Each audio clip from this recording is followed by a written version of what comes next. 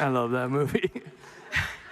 So Infinity Polar Bear is an example of a movie that is just heartbreaking. You really went for a very deep, dark, painful story.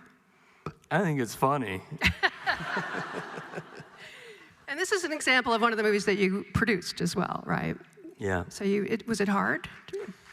No, because Maya Forbes and Wally Wolodarski, the writers, and Maya Forbes directed it. They were just so great, and the script was so great, and the partnership was so great that that was not difficult to produce. It was more difficult to act. Yeah. So what kind of research did you do into this kind of manic depressive behavior? Well, that's basically me.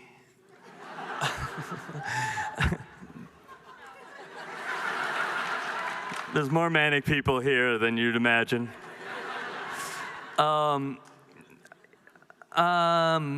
Yeah. Maya's father, this is her story. Based on her. Yeah, Maya Forbes, who directed it and co-wrote it. It's her story.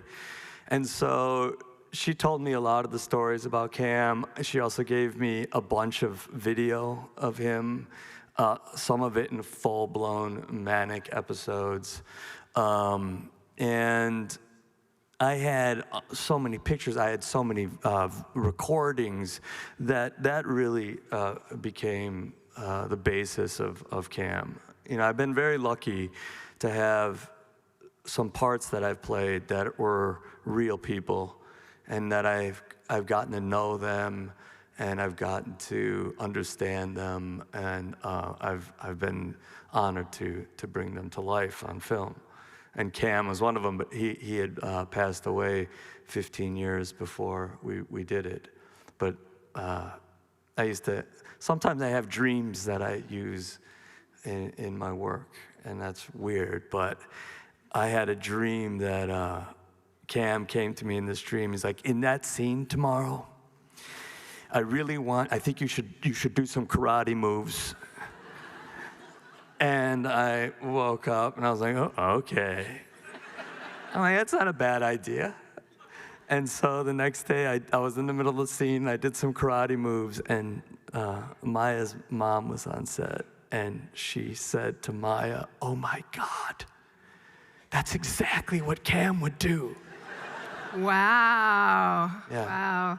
But the other thing you pushed into existence, as I understand it, was the normal heart. That was hard too. That took a long time. Yeah, I mean, yeah, that's a beautiful movie. That was with Larry Kramer. Larry Kramer, the famous AIDS activist who began Start Up and Act Up, and basically began outing closeted, powerful gay men. And he was radical, but he believed that the world needed to see how many gay people lived amongst us in order to save their lives from AIDS.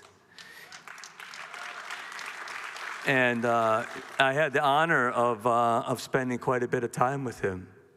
And he opened his heart to me, and really, that performance is real, an homage to him and his life work. But that was one of those, you know, and I was very close to him up to the moment he passed away, and that was just a huge gift. So there's a gift of you guys. There's a gift of, you know, being able to do what I love to do, and then there's this other gift of getting to see and experience people like him and worlds that most of us will never be able to be invited into. And people invite me in such a deep way that they bare their souls to me. And that's another beautiful gift, too. Definitely. Thank you. Thank you for doing it. Yeah. Well, Bennett Miller's Foxcatcher is another, it's a true story. so this is one where you had to bulk up and wrestle Channing Tatum, and I mean, were you confident about this one? No. I mean, I was a wrestler in high school, so I thought, well, I'll be able to, I'll have that down, you know? And then I found out, well, I used to wrestle as a righty, so every move is from the right side. And Dave Schultz, the character I was playing, was from the left. So not only did I have to relearn, I had to forget everything I knew and then relearn it all again on the opposite side. And it was about 4 months of training for that. And Channing Tatum and I both want to be the dominant male,